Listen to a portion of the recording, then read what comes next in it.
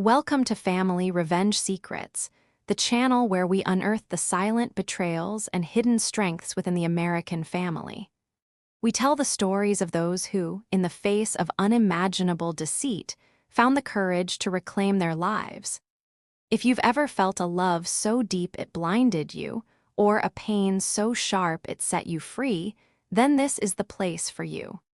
Subscribe and join our community, because every family has a secret, and some secrets are worth fighting for. Now, let's begin with our story. This is the gamer's son and his mother's lost retirement. The most dangerous lies are the ones we tell ourselves, the ones we wrap in good intentions and call love. Linda Richter's love for her son, Ryan, wasn't just a bond. It was a fortress, built brick by brick with sacrifice and blind faith. She was a woman who, in her late 50s, had found a quiet peace in the suburbs of Portland, Oregon, the kind of peace you get after a long battle. For Linda, that battle was grief, the silent kind that lingers in empty spaces after a loved one is gone. Her husband, Paul, had passed away 10 years ago, leaving her with a well-maintained home, a modest pension, and their only son, a boy who, at 20, was still just a boy. Now, at 30, Ryan was a man in name only. Linda still saw the baby she once held, the boy who scraped his knees, the teenager who dreamed of being a rock star. The world, it seemed, had other plans. His dreams were just that ethereal and fleeting, like smoke rings in the air. He had moved back home after college, promising to find himself. 3 failed jobs and countless projects later, he was still finding himself on the plush sofa in her living room, a place Linda had always ensured was comfortable and warm. He was a familiar presence, the hum of his video games a constant soundtrack to her days. Linda's love was a verb. She cooked for him, cleaned for him, and handled every household bill. Her small pension covered the mortgage, utilities, and groceries. Ryan's share? A single, hollow word. "Don't worry, Mom, I've got this." He'd say it with a smile, a flash of the charming boy he once was, and Linda, desperate to believe, would nod and smile back. She lived for his validation, his praise, the occasional "you're the best, Mom" that she would replay in her mind for days. It was a trade-off she was willing to make, her financial security for his emotional affection.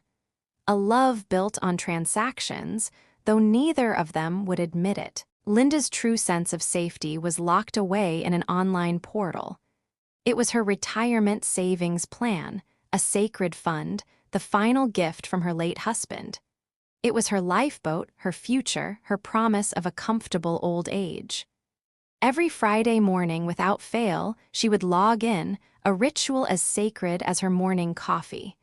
She would watch the numbers, a beautiful, steady green line, knowing that her future was secure. It was a comfort, a whisper of hope that she would never have to be a burden on anyone. She had given Ryan her all, and this fund was what she had kept for herself, her final, unyielding line of defense. "Are you checking your numbers again, Mom?" Ryan would ask, his voice muffled by his gaming headset. "Just making sure everything's in order, honey," she'd reply, her fingers hovering over the mouse. "Good, you deserve it. After all you've done for me," he'd say, without ever looking up. And Linda would feel a warmth spread through her chest. This was what she lived for, a quiet moment of validation, a simple acknowledgement that her sacrifices were seen. In her mind, she was a loving mother, nurturing her son through a difficult phase. She never saw herself as an enabler, a woman who, through her own fear of being alone, had created a monster of dependency. She saw a mother and a son. The relationship was simple, beautiful, and uncomplicated, a fairy tale of unconditional love. But like all fairy tales, this one was built on a lie.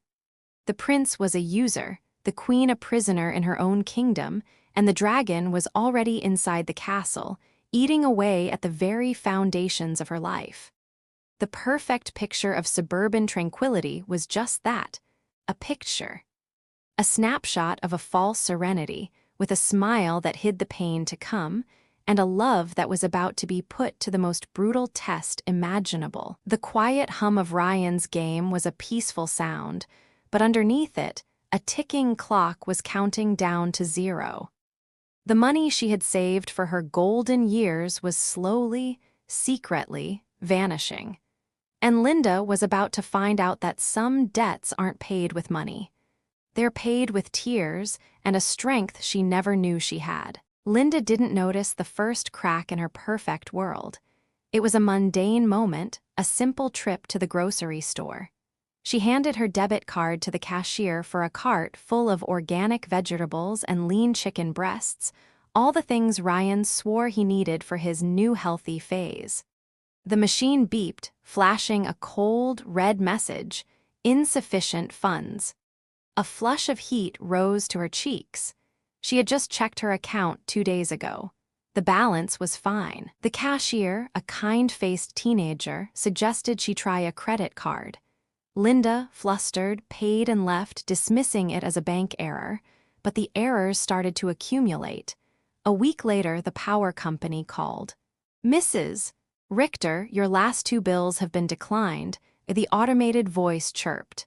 Linda stared at the phone in disbelief. She had set up automatic payments years ago. She went online and with a few clicks paid the balance, a nagging voice in her head telling her something was wrong, but she quickly silenced it.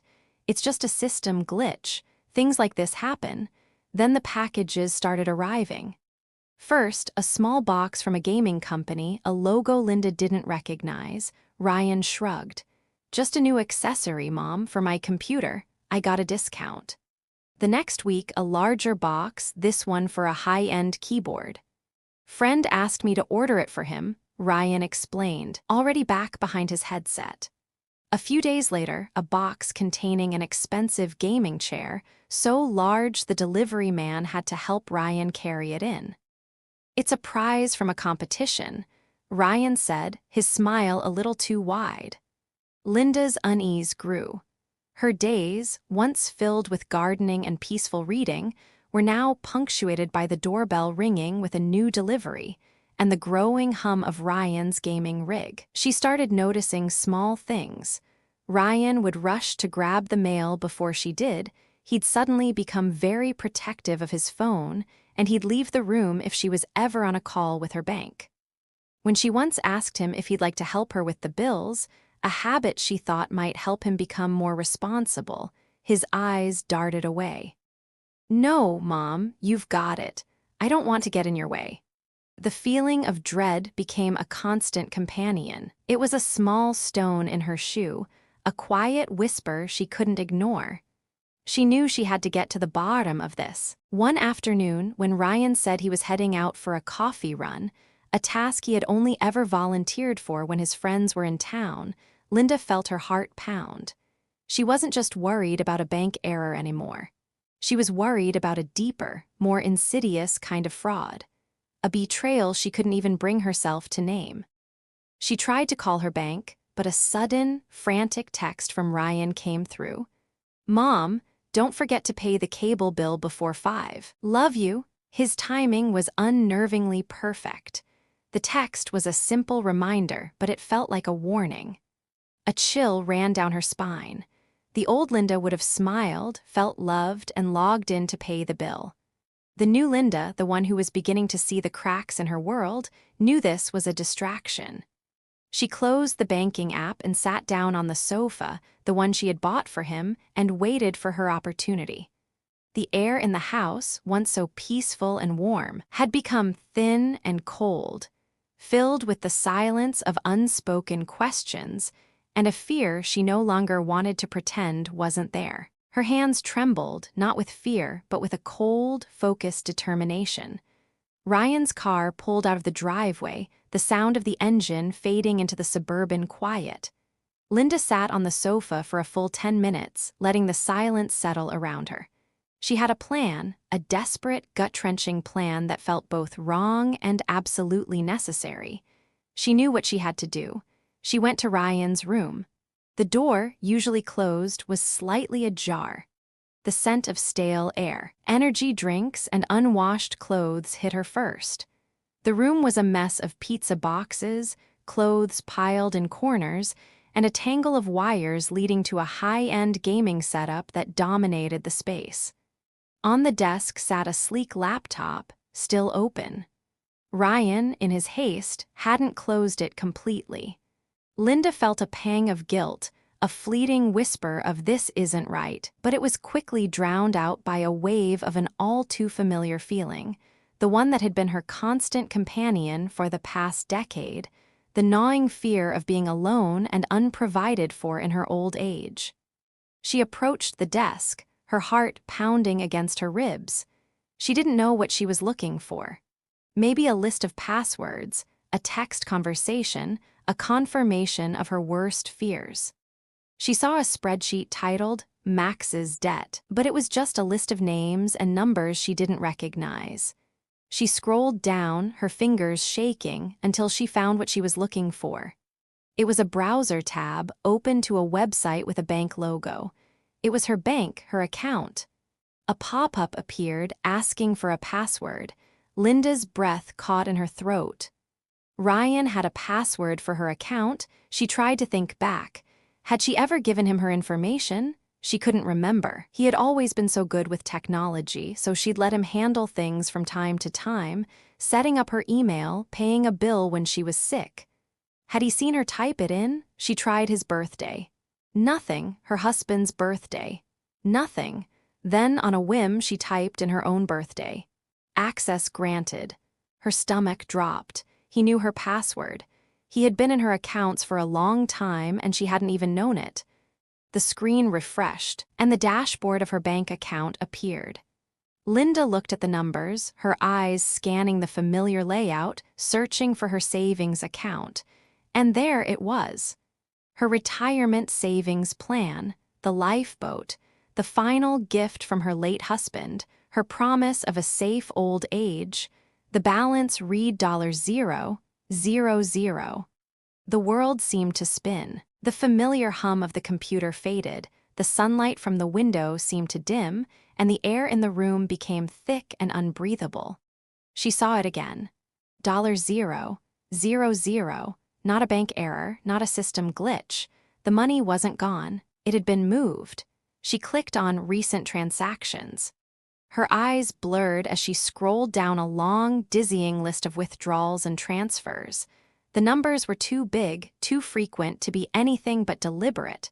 Thousands of dollars, withdrawn in chunks, moved to accounts with names like Virtue Gaming, GameStop, and Steam. There were also transfers to accounts with names she didn't know, names that had nothing to do with bills or groceries.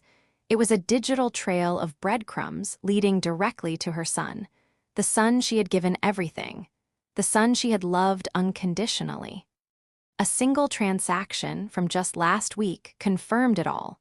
A $5,000 transfer, labeled loan to Ryan, with a small note from Ryan himself. Just a temporary thing, Mom. I'll pay it back next week. Love you. It was a lie, a bold, blatant lie that mocked her. He had been stealing from her for months, maybe years, and had the audacity to call it a loan. A cold, heavy feeling settled in her chest. It wasn't just about the money. It was about the betrayal. The trust she had placed in him, the blind love that had kept her from seeing the truth. The walls she had built to protect him from the world were, in fact, the walls he had used to trap her. He had taken her future, her security, her dignity. He had taken the last gift from her late husband. Linda's hands, which had been trembling just moments before, became still. A quiet fury, sharp and cold, replaced the panic. She closed the laptop, put it back on the desk, and walked out of the room. She was no longer a mother, a protector, or a nurturer. She was a victim, and she was about to fight back. Her heart, once so full of love, was now a cold, hard stone, ready to strike the blow that would shatter their false reality. The silence in the house was no longer peaceful. It was a calm before the storm, and Linda was about to become the thunder. It was the slam of the front door that brought Linda back to the present. The sound was followed by the familiar thud of Ryan's sneakers and the rustle of a grocery bag. He'd be in the kitchen soon, ready to regale her with a story about his coffee run, a performance of the devoted son. Linda braced herself, the cold fury in her chest now a simmering heat. She was ready. Ryan walked into the living room, a half-smile on his face, holding a takeout bag. "Hey, Mom, I brought you your favorite mocha chip frappuccino. And some donuts," he said, holding up the bag. His voice was smooth, a practiced calm that had always worked on her. But today, the sound was like nails on a chalkboard. Linda didn't move. She just stared at him, her eyes empty of the adoration he was so used to seeing. The smile on Ryan's face wavered. He put the bag on the coffee table, the cardboard rustling, the sound absurdly loud in the tense silence. "What's wrong, Mom? You look pale." Linda pointed to the laptop in his room. "Go get your laptop, Ryan. Bring it here now." The color drained from his face. His eyes darted to the closed door of his room, then back to his mother's unblinking gaze. He knew he had to know. "My laptop? Why, is everything okay?" He stammered, his charm melting away to reveal a fragile panic. "Just do it," she said, her voice low and steady. It wasn't a request, it was an order. Ryan hesitated for a moment, then, seeing the unyielding resolution in her eyes, he scurried into his room. He returned, holding the laptop like a shield. His fingers were already working, trying to close the browser tabs to delete the evidence, but it was too late. Linda had seen it all. "Open it," she commanded. He fumbled with the screen, his hands shaking so much he could barely type the password. "I don't know what you're talking about, Mom," he whispered, his voice cracking. "I can explain." "Explain what, Ryan?" "Explain how my retirement fund, the money your father and I worked our entire lives for, is gone. Explain the thousands of dollars you spent on video games and who knows what. Explain how you used my birthday as the password." Her voice rose with each question, the calm facade cracking to reveal the raw pain underneath. Ryan's veneer of innocence shattered. He collapsed onto the sofa she had bought for him, burying his face in his hands. "Mom, please, it's not like that. I was going to pay it back. I just needed to get a jump start. It was an investment. I was going to sell my gaming account. I have followers, you don't understand." "I understand everything," Linda said, her voice now a chilling monotone. "I understand that my son, my only child, whom I have sacrificed everything for, has been stealing from me. I understand that you see me not as a mother, but as a bank, an ATM with feelings." He looked up, his face streaked with tears. He reached for her, but she took a step back, as if his touch were a poison. "No, Mom, please don't say that. You're everything to me. I love you." "Do you?" she asked, a bitter laugh escaping her lips. "Is this how you show it? By wiping out my future? By leaving me with nothing? Is this how a son who loves his mother treats her? By pretending to be a good person while you empty her life savings?" Ryan's desperation turned to anger. His tears dried, and a hard, cold look entered his eyes. "What was I supposed to do, Mom? The jobs didn't work out. The world is different now, you don't get it. Everyone is struggling. You're living a comfortable life. What's a little money from your retirement? It's not like you were going to use it tomorrow. It's for the future, right? Well, I am your future. I'm your only family." His words hit her like a physical blow. The audacity. The sheer, unvarnished entitlement. It was a new level of betrayal, one she hadn't anticipated. He wasn't even sorry for what he did. He was angry that she had caught him. Linda walked over to the door and pulled it open. The cool evening air flowed into the room, a refreshing contrast to the suffocating atmosphere inside. "I want you to get your things," she said, her voice trembling with emotion but her resolve holding firm. "I want you to leave, now." Ryan stood up, his face a mask of disbelief. "Leave? Mom, what are you talking about? This is my home." "Not anymore," she said, her eyes welling up with tears that she refused to let fall. "This is my home. You made your choice when you stole my future. And now I'm making mine. You are no longer welcome here. You have to leave." He started to plead again, to argue, but Linda simply pointed a trembling finger toward the open door. "Get out, Ryan, and don't ever contact me again for money. From now on, you're on your own. You have proven that you don't need a mother. You need a bank, and this bank is officially closed." The sound of Ryan's car peeling out of the driveway was the loudest and most liberating noise Linda had heard in years. It was a roar of fury and defiance, a final, petulant goodbye. She stood by the window, watching the taillights of his beat-up sedan disappear into the twilight. Then, she walked back to the sofa, the one where he had just been sitting, and sank into the cushions. The donuts and coffee he had bought were still there, untouched, a cruel monument to the lie they had just lived. The silence that followed was heavy, suffocating. The hum of the refrigerator, the distant bark of a neighbor's dog, all the sounds of a normal evening now seemed alien, mocking her with their mundane peace. The cold fury that had sustained her during the confrontation began to dissipate, leaving behind a hollow ache in its place. The tears she had been holding back, the ones that had refused to fall in front of Ryan, now came in a torrent. She wasn't crying for the money. The $100,000, the retirement fund, the decades of hard work, all of it felt like monopoly money, a distant, abstract loss. She was crying for the little boy who had scraped his knee and run to her for a bandage. She was crying for the teenager who had spent hours telling her about his dreams. She was crying for the man he was supposed to be, the one she had believed in with every fiber of her being. And she was crying for herself, for the foolish mother who had loved so blindly, so completely, that she had allowed herself to be drained dry, not just of her money, but of her very identity. She had been Linda, Ryan's mother, for so long that she had forgotten who Linda, the woman, was. She thought about the past few years, how she had always put his needs first. She canceled her art classes because he needed new video game equipment. She put off a trip she had planned with friends because he needed money for a business venture that never materialized. She had even stopped seeing some of her own friends because they had asked questions she couldn't answer, questions about Ryan's lack of a job, his never-ending stream of projects, his general avoidance of a responsible life. She had isolated herself, brick by brick, inside her own home, believing that she was building a safe nest for her son. In reality, she had been building a prison for herself.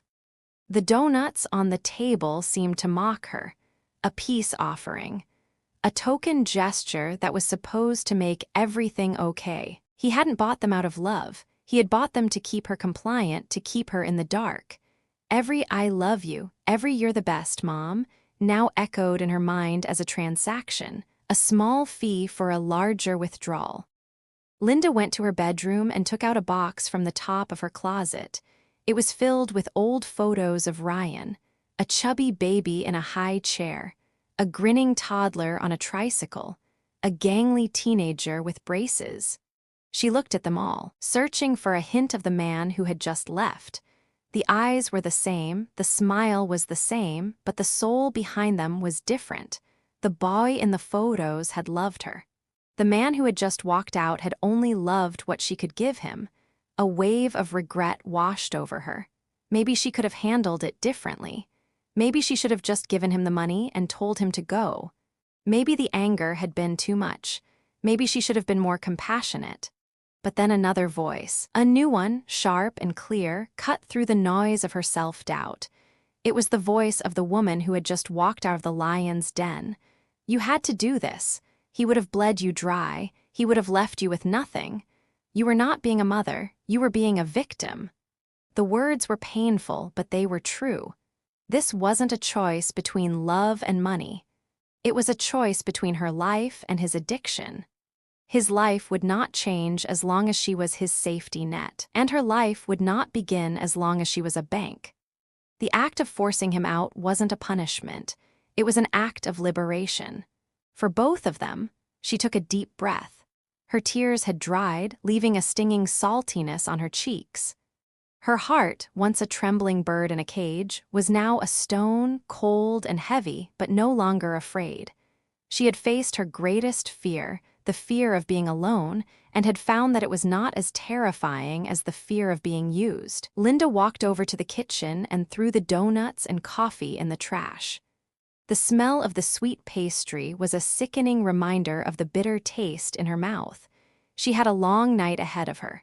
She needed to contact a lawyer, to change her passwords, to figure out how to live on the small pension she had left. But for the first time in years, the plans were her own. They were for Linda, the woman, not for Ryan's mom. The silence was still heavy, but now, it was a silence filled not with fear, but with the quiet, determined echo of her own heartbeat. She was bruised, she was broken, but she was free. And that was a start. The night after Ryan left was a blur of exhaustion and silent tears. But when Linda woke up the next morning, something inside her had shifted. The pain was still there, a deep, aching void where her trust used to be, but it was no longer paralyzing. It was a cold, hard stone in her gut, a new source of fuel. She didn't want to feel sorry for herself anymore. She wanted to fight. She wanted to reclaim her life. The first thing she did was get on her laptop. She changed every single password on every single account. Her bank account, her credit card, her email, her Amazon account, everything. She felt a grim satisfaction as she typed in complex, random strings of letters and numbers, locking the doors and windows to her financial life. Next, she found a contact number. It belonged to an old friend of her late husband, a man named Mr. Weber. He was a well-respected family law attorney in Portland, known for his work with estate planning and elder care. Linda felt a pang of shame as she dialed his number. She had always prided herself on being strong and self-sufficient, and now she was calling for help. But the shame was quickly replaced by a sense of purpose.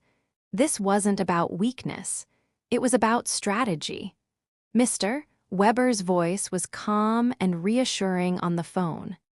"Linda, I'm so sorry to hear this," he said after she had recounted the story, her voice wavering only once or twice. "What your son did is a classic case of elder financial abuse. It's more common than you think, unfortunately, and it's a serious crime."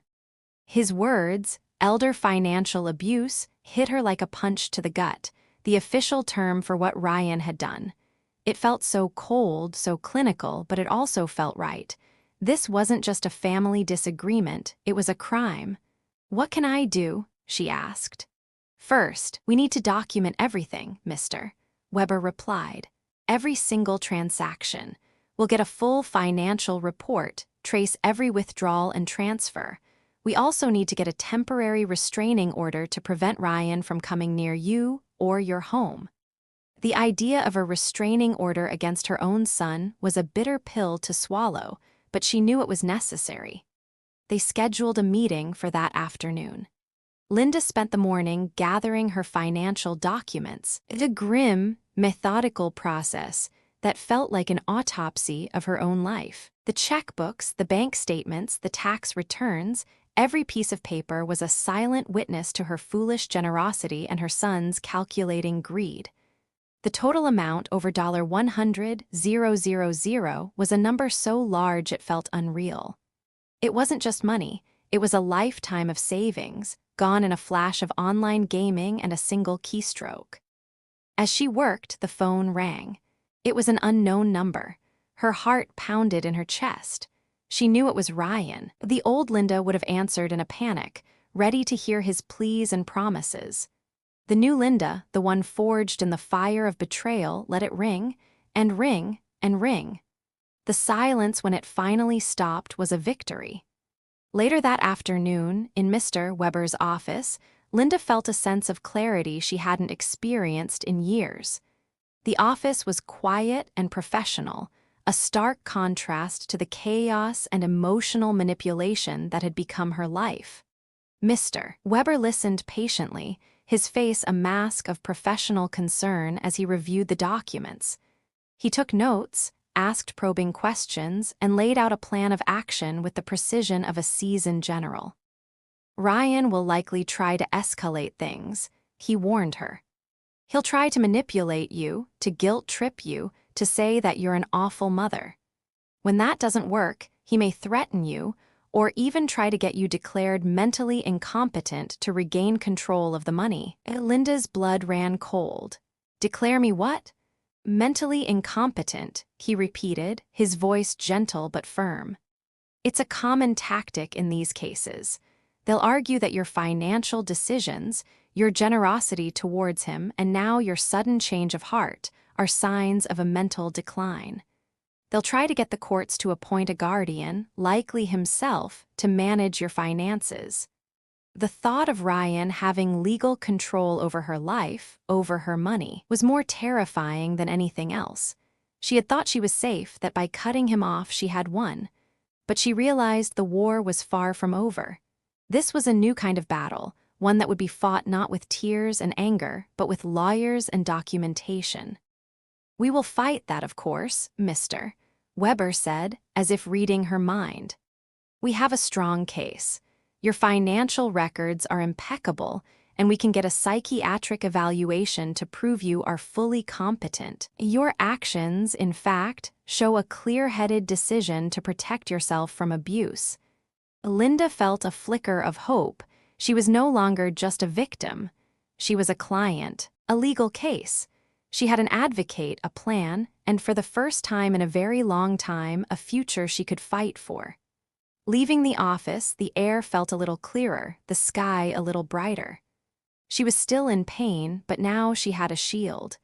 She was beginning the long journey back to herself, one legal document and one unanswered phone call at a time. The battle was just beginning, but for the first time, Linda felt she had a chance to win. Linda had just finished changing the locks on her front door, a grim but necessary task. The new set of keys felt heavy and significant in her hand. It was an act of finality, a physical barrier between her and the person she had once called her son.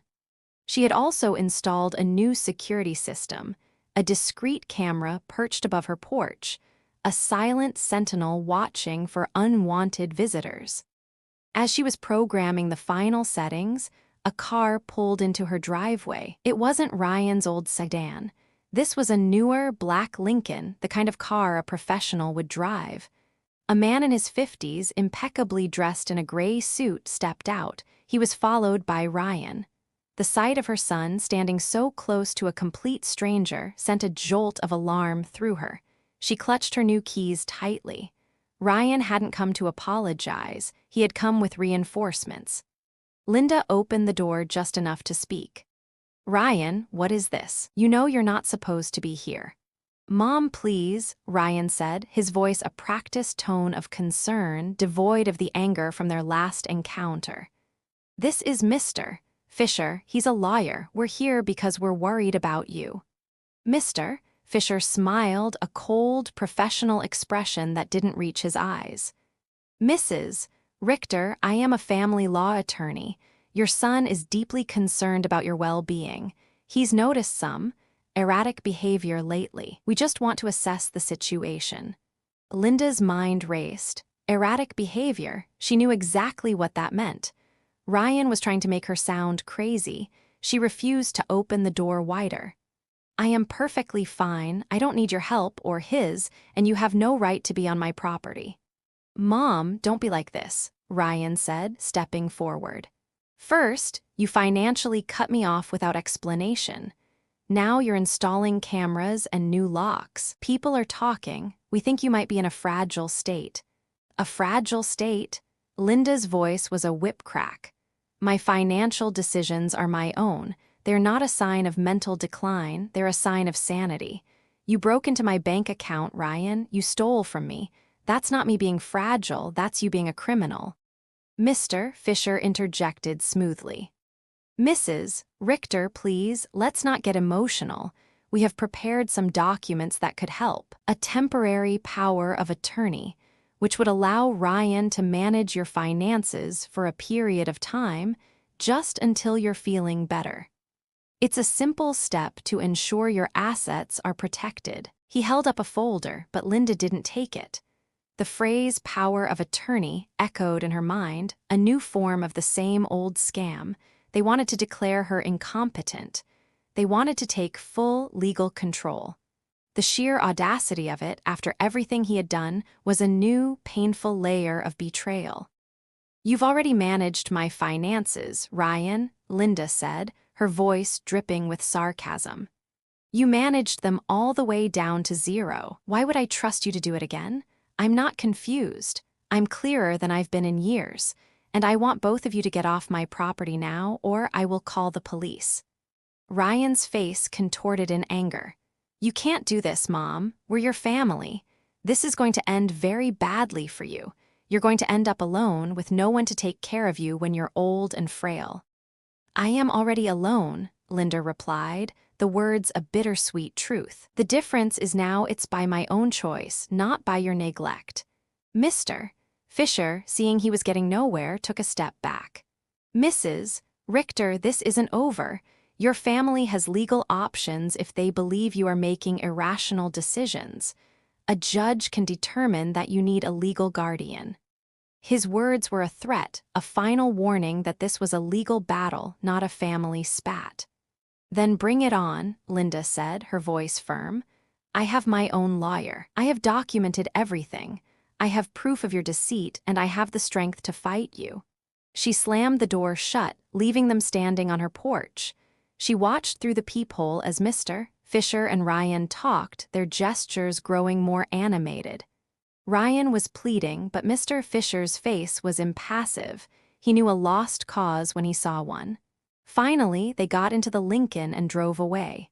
Linda's heart was still pounding, but not with fear. It was with the adrenaline of a battle fought and won. She knew this was only the beginning, but she had held her ground.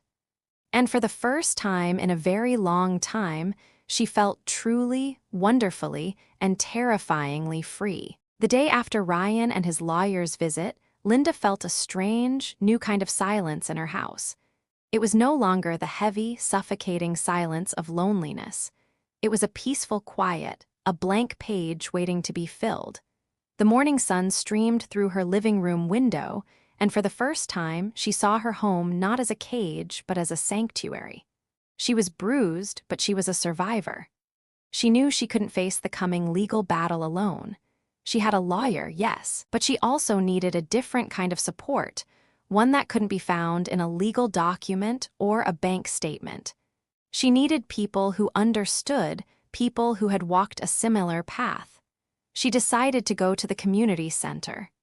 Linda hadn't been to the community center in years. Her life had been consumed by Ryan's needs, by the constant stream of his manufactured emergencies. But her old friend, Eleanor, a woman in her late 70s with a wry sense of humor and a heart of gold, was there. Eleanor had lost her husband a decade before, and Linda had always admired her quiet strength.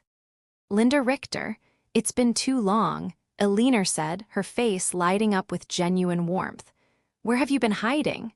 Linda, to her own surprise, found herself telling Eleanor everything. She started with the insufficient funds notice, the strange packages, the terrifying discovery on Ryan's laptop, and finally the visit from Mr. Fisher and the threat of a guardianship lawsuit.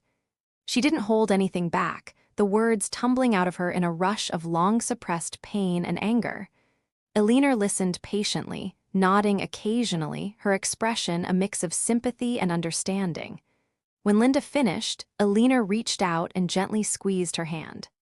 "Oh, honey," she said softly. "I'm so sorry. I'm so sorry. But you did the right thing, the hardest thing, but the right thing. You went through this too?" Linda asked, her voice a small, hopeful whisper. Eleanor gave a bitter laugh. "Not exactly the same, but close enough. My daughter, Sarah, she didn't steal my retirement, but she was always borrowing money for her startup. A little bit here, a little bit there. It was always an emergency. I felt like I was her human bank.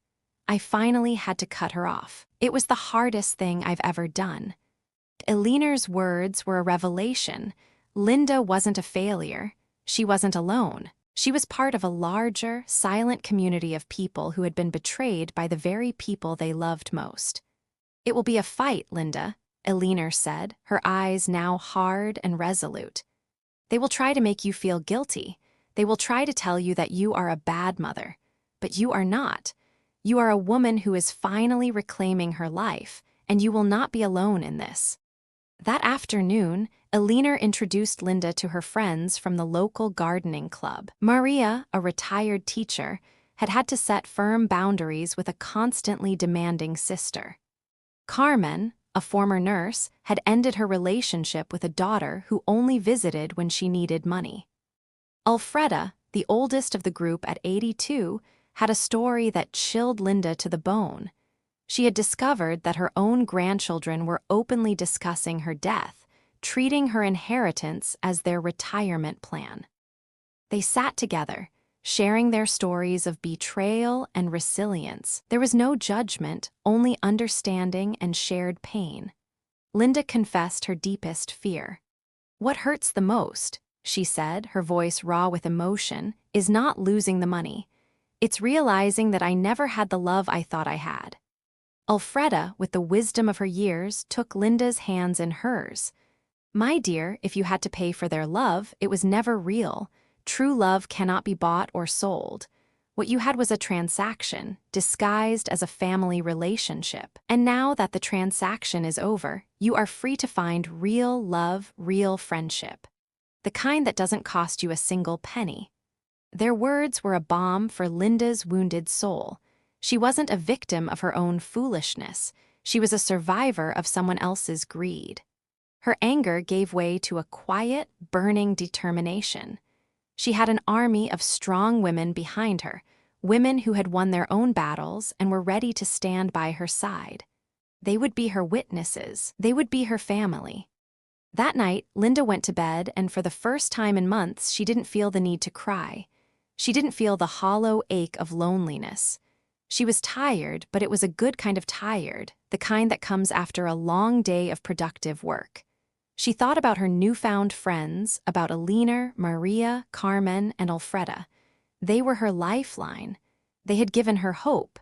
And she was going to fight for the life she had postponed for so long, not just for herself, but for all the women who had come before her, and for all those who would come after. The war was on, and Linda was finally ready to win.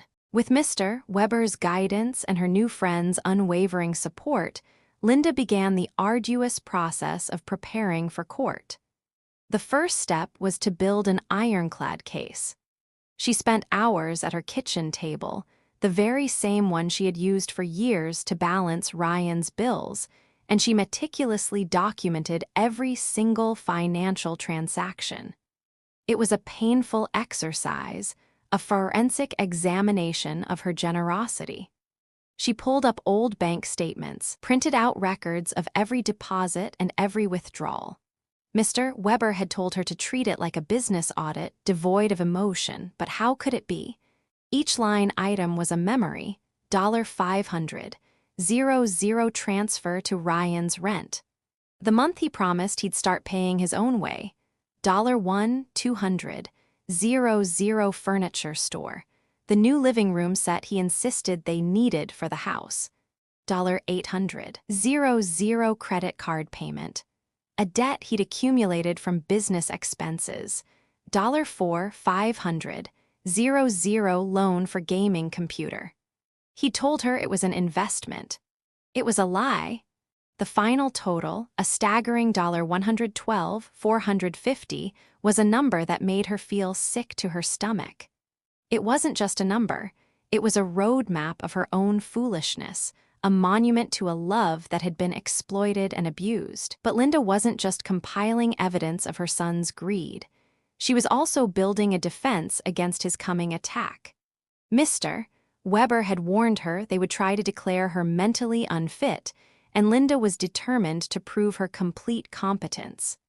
The first piece of her defense was a full medical and psychological evaluation. Mr. Weber recommended an expert, a Dr. Moore, who specialized in assessing the mental capacity of the elderly. The appointment with Dr. Moore was a new kind of uncomfortable. Linda sat in a sterile office, answering questions about her daily routine, her memory, her reasoning skills. The questions felt invasive, as if she were a child being tested for a learning disability. Do you manage your own finances? Do you have hobbies? Do you feel capable of making independent decisions? Linda answered them all with a newfound clarity, the sting of her recent betrayal sharpening her mind. Dr. Moore also gave her a series of cognitive tests, from simple math problems to logical puzzles. Linda, a retired accountant, found them almost laughably easy. She was so calm, so focused, that the doctor's initial professional detachment seemed to soften into genuine curiosity. When the evaluation was over, Dr. Moore smiled. "Mrs. Richter, your cognitive function is excellent. Your results are well above average for your age. I'll have a full report prepared for your lawyer, but I can tell you now, there is no evidence of any mental decline." The doctor's words were a powerful validation. But what truly strengthened Linda was the support from her friends. When Mr. Weber asked for character witnesses, her newfound group, Eleanor, Maria, Carmen, and Alfreda, didn't hesitate. They were her army, her moral compass, and her evidence that she was not isolated or paranoid. "I will testify," Eleanor said, her face grim. "I saw her during the whole thing. I saw the packages, the way Ryan acted. I will tell the judge that she is more clear-headed now than she's been in years." Maria, the retired teacher, also volunteered. "I'll tell them how Linda was always putting off her own needs to help Ryan. That's not a sign of mental decline. It's a sign of a mother who loved too much, and that her decision to stop is a sign of incredible strength."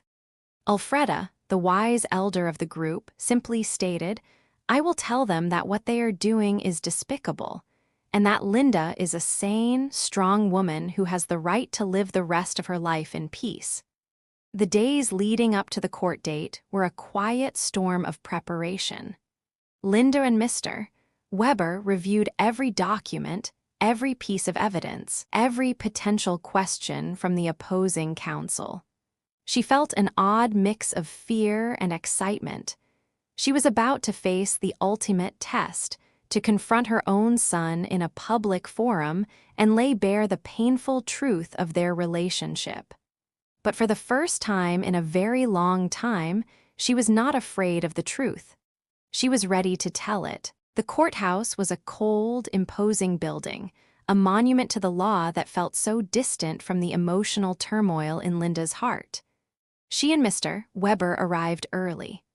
The hallway was quiet, but her stomach churned with anxiety. Then she saw him. Ryan, wearing a brand-new suit that looked ill-fitting and unnatural on him, stood with a sharp-looking lawyer. He avoided her gaze, his eyes fixed on the floor, but the sight of him filled her with a profound, aching sadness. He wasn't the boy she raised. He was a stranger who was about to lie under oath to steal what was left of her life. The trial began. Ryan's lawyer, an older man with a confident smirk, gave his opening statement. He painted Linda as a confused, paranoid elderly woman who had been manipulated by her friends and a predatory lawyer. He spoke of her unexplained change in financial behavior and her erratic decision to cut off her loving son. Every word was a calculated blow, twisting her bravery into a sign of madness. Their first witness was Ryan himself. He looked at the judge with tear-filled eyes as he described how his mother had suddenly changed.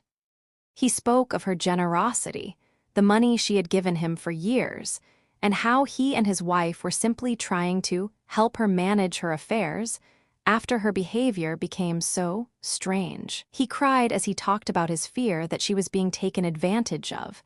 It was a performance, a carefully rehearsed tragedy. Mr. Weber's cross-examination was devastating. He didn't raise his voice. He just asked simple questions. "Mr. Richter," he began, his voice calm, How much money did you receive from your mother in the last 3 years? Ryan stammered. I don't know the exact amount. My mother was always generous. Let me help you, mister, Weber said, holding up a file. Is it approximately $112,450? Ryan's face paled. I was going to pay her back. It was a loan. Is it true you and your lawyer showed up at your mother's house and tried to pressure her into signing a power of attorney? We were just worried about her. Worried enough to file a lawsuit to have her declared mentally incompetent. Ryan's silence was his answer. The charming facade had crumbled. Next, Ryan's lawyer called a man named Mr. Davis, a neighbor who claimed Linda had been acting strangely. But under cross-examination, he admitted that his observations were based on hearsay and that he had only seen her from a distance. Mr. Weber showed the judge the security camera footage of Ryan and Mr. Fisher on Linda's porch, a powerful counterpoint to the neighbor's claim of paranoia. When it was our turn, Mr. Weber called his witnesses. He started with Dr. Moore, who presented the results of Linda's cognitive tests. Mrs. Richter is not only mentally competent, but her cognitive function is excellent for a woman of her age. The doctor stated clearly. Her decision to protect her assets is, in my professional opinion, an act of self-preservation, not a sign of mental decline. Then came her friends. Eleanor, Maria, Carmen, and Alfreda, they were her army. They testified to Linda's character, her strength, her newfound vitality. They spoke of the quiet way she had always supported her son and the incredible courage it had taken for her to finally say no. Their testimony was genuine, honest, and deeply moving. Finally, it was Linda's turn. She walked to the witness stand with a dignity she hadn't known she possessed. She looked at her son, then at the judge, and she told her story. She didn't hide the pain, but she didn't let it define her. She spoke of the money, yes, but more importantly, she spoke of the love she had given and the betrayal she had received in return. Your Honor, she said, her voice clear and strong. I only regret that it took me so long to open my eyes. My son and his lawyer want to convince you that I am confused, but I am not. What I am is a woman who, after years of giving, has finally decided that I also deserve a life. I am a person, not a bank, and I am asking this court to recognize my right to live the rest of my life in freedom and peace. Ryan's lawyer tried to discredit her, to twist her words and imply she was being manipulated by her new friends. But Linda answered every question with a calm clarity that silenced him. Judge Miller, a stern-faced woman who had been watching the proceedings with an impassive gaze, retired to deliberate. For 2 hours, Linda sat, her hands clasped tightly, as the weight of her life, her past, and her future hung in the balance. When the judge returned, her face was unreadable. The court has reviewed all the evidence, Judge Miller began. It is clear that Mrs. Linda Richter is in full possession of her mental faculties.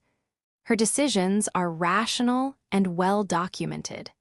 Furthermore, the evidence strongly suggests that this lawsuit is motivated by financial gain, not by genuine concern for her well-being. As she then looked at Ryan and his lawyer, her voice growing colder.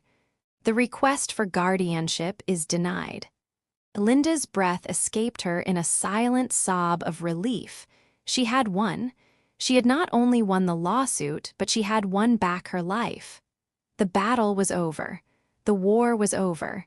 And she was free. The judge's gavel struck the wood with a final, echoing thud. The sound was not just a legal pronouncement. It was the sound of a prison door slamming shut on her past and a new one swinging open to her future.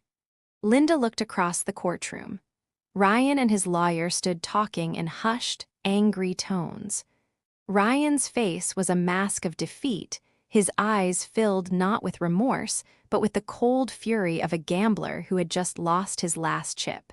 He had gambled on her love, on her weakness, and he had lost. Linda did not look at him for long. She turned to her own team.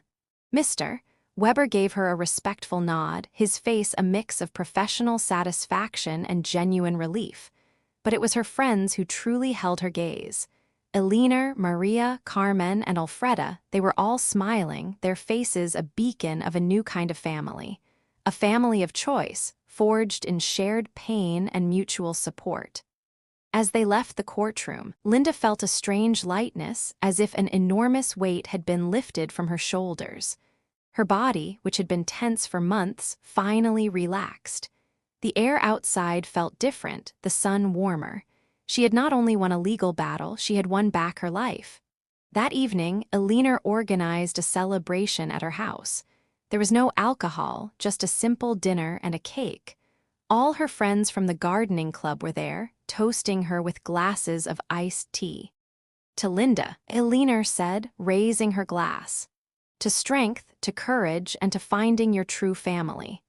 Maria, the retired teacher, added, "You didn't just win a case, Linda. You won your dignity. You showed everyone that true value isn't measured in dollars, but in self-respect." Alfreda, with her deep, knowing eyes, looked at Linda and said, "My dear, the saddest part of all this is that your son was willing to lose you for money. But the most beautiful part is that you were willing to lose him to find yourself, and you are 1,000,000 times richer for it." Her words were a balm for Linda's heart. They were right. She had lost a son, but she had found herself. The woman who had been a caretaker for so long was now a person with her own needs, her own dreams, and her own life to live. In the months that followed, Linda did exactly that. The legal victory gave her a sense of closure and an unshakable peace. She sold the house in the suburbs. The home where she had built her fortress of love and endured her years of silent suffering was too full of ghosts. She moved to a cozy apartment in the city, with a small balcony garden where she could grow her own flowers. She used the money from the sale to invest, to make her pension last, and to start living a life she had only ever dreamed of. She took the art classes she had always postponed. She started painting again, filling her canvases with vibrant colors and bold, new images. She traveled, not on expensive, five-star tours, but on small, intimate trips with her new friends, laughing and exploring and making memories that didn't have a price tag. She volunteered at a local animal shelter, her heart filling with a new kind of purpose. She never heard from Ryan again. Her lawyer, Mr. Weber, handled all communications. She learned through a third-party source that Ryan and his girlfriend had to move to a much smaller apartment and that Ryan, for the first time in his life, had to get a full-time job. Linda felt a quiet sadness for him, but no guilt. His struggle was his own. He was learning, the hard way, that freedom comes with a price, and that true independence is not found on a credit card, but in hard work and self-reliance. One evening, sitting on her new balcony, surrounded by the scent of fresh-blooming jasmine, Linda looked at the city lights twinkling in the distance. The woman who had been so afraid of being alone was now filled with a sense of peace she had never known. She had faced her demons, confronted her pain, and emerged from the fire not burned, but forged. Her heart, once a cold, hard stone, was now a garden, and it was finally her turn to tend to it. She had finally learned that the most important person to love and protect was herself. Thank you for joining us on this incredible journey. This story, like so many others, reminds us that the human spirit is resilient, and that even after the deepest betrayals, there is always a chance for a new beginning. We wish you all health, happiness, and strong, loving families.